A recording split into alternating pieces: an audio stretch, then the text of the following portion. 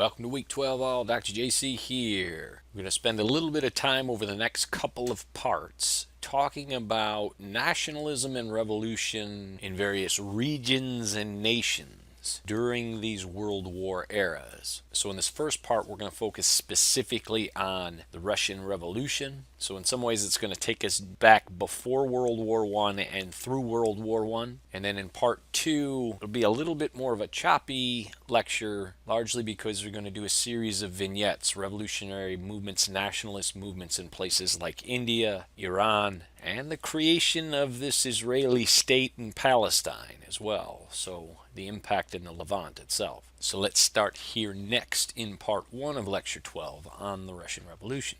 Now, the Russian Revolution itself is going to take place in a series of stages and events. There's not really any one single thing that's going to ultimately lead to revolutionary change in Russia. It will be the collective weight of lots of stuff going on, and we'll talk about a few of those key points here next. But it is important to note, as evidenced on the slide here, that the Russian Revolution, which will take place in 1917, is going to bring to an end this Romanov dynasty, over 300 years of rule through this ruling family, and bring an end to the Russian Empire as well. So beyond the impact of the war itself, when the Russian Revolution occurs, they sue for peace for Germany, and all those German troops then can move west as part of that famed spring offensive, the Kaiserschlacht. Very impactful in the sense that it's going to create the world's first socialist state. It is. So how the devil does this happen?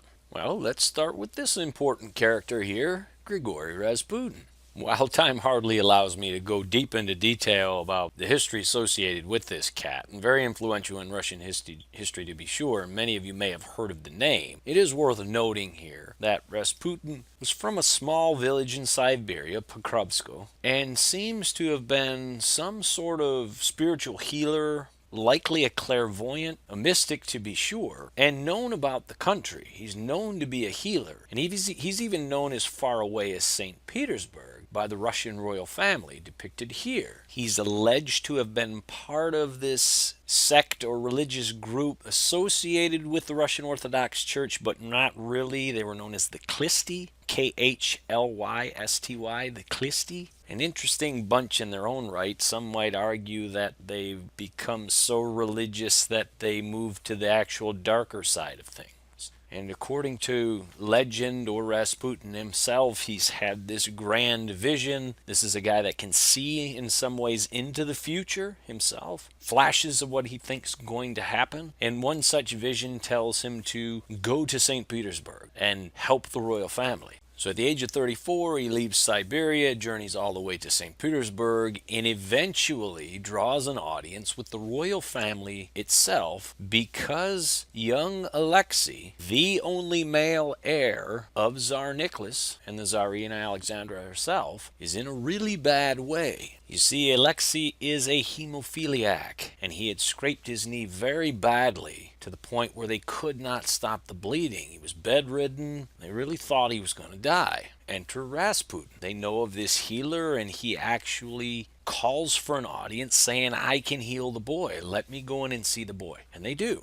Now, mind you, no one but the royal family, the very inner circle, knows that Alexei's a hemophiliac. So there's no way, as best we can tell, that Rasputin would have had this knowledge. He sees Alexei, is able to deduce through his own visions what's wrong with the boy, goes deep within himself as he's always done to heal others, and boom, bleeding stops, he's fixed the boy. And as a result has gained the absolute faith, trust, and confidence of Empress Alexandra. In order for Alexei to live, Rasputin must be nearby. He is in the inner circle, and he will remain in the inner circle.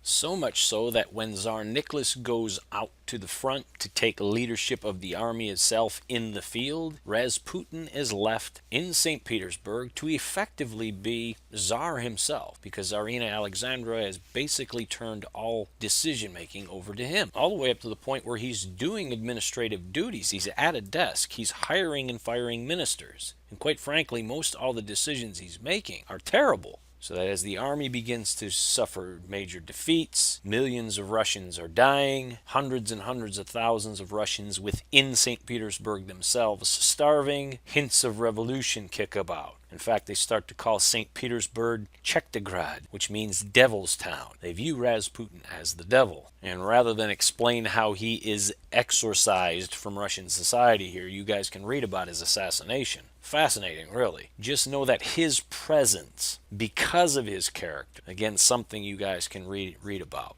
it turned off the Russian people. It really did. And so by the time we get to February, March technically, different dates because of the changes in the calendar system of 19 and 17, the Russian people are fed up. They've lost confidence that the Russian royal family, the empress and emperor, can either A, conduct a war, they're losing badly, or B, take care of the peeps on the home front. Therefore, it's time for a change. At first, Tsar Nicholas calls for the military to put these uprisings, these strikes and protests down, but many of the soldiers are mutinying themselves, largely because the peacetime trained officers are now all dead, and the conscripts that are in the army now don't have much allegiance to the emperor himself. And when Tsar Nicholas recognizes this, rather than throw Russia totally into chaos, he decides to say, you know what, for the betterment of Russia and the people, I'm going to go ahead and abdicate. I'm stepping down. So this February Revolution is noted and remembered because it forced Tsar Nicholas to abdicate, thus ending the Romanov dynasty, 300 plus years of Romanov rule, and for all intents and purposes ends the Russian Empire. With the Tsar and the Romanovs gone, a provisional government is formed, headed by Georgy Evgenyevich Lavov, depicted here on this slide. It's important to note here that this provisional government is really peopled by, for all intents and purposes, a middle class here. That these are individuals that are a lot concerned about some of the rhetoric coming from the lower classes that's calling for the seizing of property, the redistribution of wealth. These guys don't want to go there. And in fact, they still think they can win the war, too. Yet within a matter of months, when the bread lines aren't getting any shorter, and news of Russian defeats, in fact mass surrenders in some places, hit the papers, people are done now with Lavov too. Enter Vladimir Ilyich Ulyanov, alias Lenin. While Lenin will eventually come to lead Russia from 1917 to 1924, his first attempt at revolution to throw over the provisional government took place in July of 1917, and it went poorly. Yes, while the people were frustrated, he and other leaders, revolutionary leaders, miscalculated. Not all troops were ready to give up the ghost, so to speak, break from Lavov's provisional government and come over to his side, largely because many of them stood to lose something. They may have been from the middle class themselves. So why would I want to go help these revolutionaries that are talking about coming in and seizing my property and wealth? Screw you. And as a result of that, the uprising's put down, revolutionary leaders scatter, Lenin himself heads to Finland to regroup. Fast forward a few months to October, the hunt for Red October. Here we are. The situation on the ground has not improved for Russians. People's faith in the provisional government of Lavov is not improved. And as a result of that, Lenin, with the support of Trotsky and Stalin, they decide to make another power play. This time, it's going to work.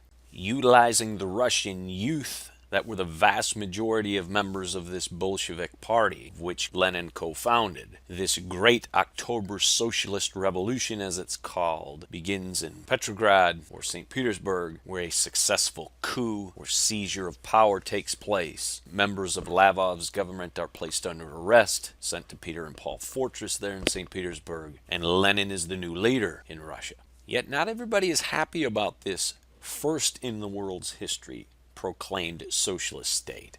They're not. In fact, almost as soon as Lenin and Bolshevik leaders sue for peace with Germany, take Russia out of World War I, a civil war ensues in Russia. The Russian Civil War, which is going to run from November of 1917, when Russia exits World War I, all the way through October of 1922, 5 years, and well beyond the end of World War I, which is 1918.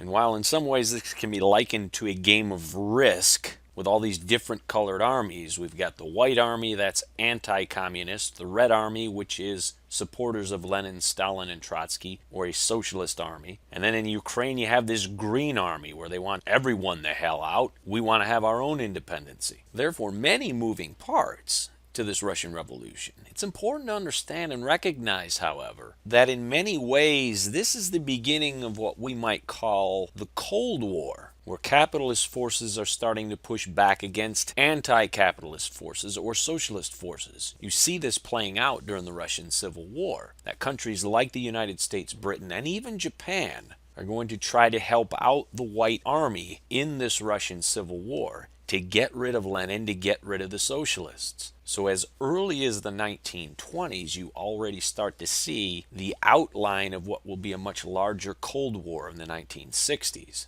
Ultimately, the Red Army is going to win out in this civil war, largely aided by this Soviet security force that was created called the Cheka. Now, how much this Bolshevik or Soviet Cheka was based on historically the secret police established under Ivan the Terrible in the 1500s, referred to as the Oprichniki. If you're interested, I'd ask that you guys Google the massacre of Novgorod, or the Novgorod incident, for a little taste of what this Oprichniki could do. Interesting set of guys. They were referred to as the Tsar's dogs. They went around wearing black as if they were monks, akin to what I would call Tolkien's Black Riders, those ring wraiths. They bore this insignia of a severed dog's head and a broom, the prior to quote-unquote sniff out treason or enemies of the Tsar, and the latter to sweep them away. Known for their brutality, known for their innovative ways to torture and kill people. Well, the Soviet Cheka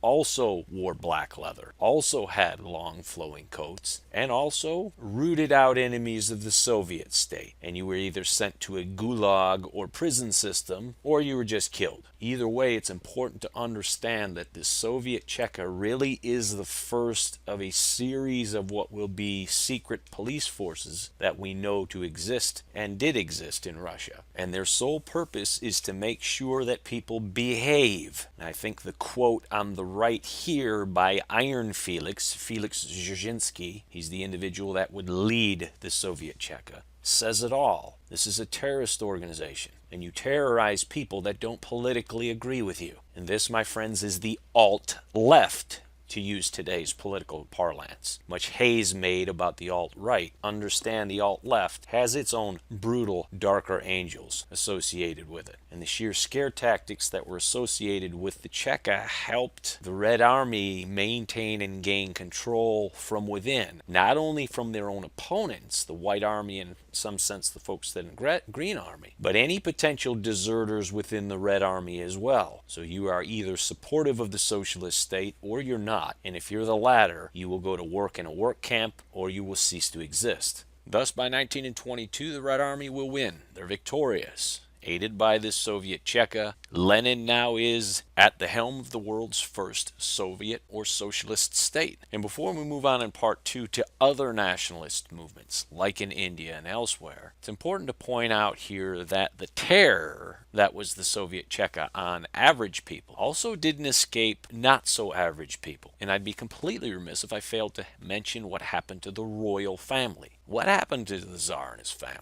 Well, after the Bolsheviks took power, the royal family was placed under arrest. At first they were taken to Tobolsk and then eventually on to Ekaterinburg. In total they were placed under house arrest for 78 days. And on that 78th day, July 17, 19, and 18, the Tsar and his family were awoken. They were told that they were going to be transferred again. They were escorted to the basement, and some 15 or 20 minutes after they were placed in the basement, a firing squad appears and the entire family is shot. The Tsar and his wife and all 5 children. And if that wasn't brutal enough, the Bolsheviks then took the bodies of the royal family to a nearby wooded area. It was actually an abandoned mine. Poured acid over the bodies and let them burn continuously for 2 days and 3 nights, because we are to get rid of every atom of existence of the Romanov family. Whether this was the work of Lenin himself, or perhaps Yakov Sverdlov, or Iron Felix Dzerzhinsky, the historical record is kind of quiet on who ordered this. It's less quiet, however, on the reaction from this, to which it seems that Lenin didn't have a problem with it, thus giving us an example of how left-wing, alt-left revolutionaries can be equally as brutal as those from the alt-right. Yet the story of Tsar Nicholas, Empress Alexandra, and the rest of the royal family, the Romanov family, actually ends in a positive way. Just as technology may have taken their lives on that fateful day in July of 1918, technology also revealed DNA evidence. Their bodies were re-exhumed, and they were given a proper state burial, where they are laid to rest, where you can still visit them today in Peter and Paul Fortress in St. Petersburg. Dr. JC out, part 1. We're on to part 2 next.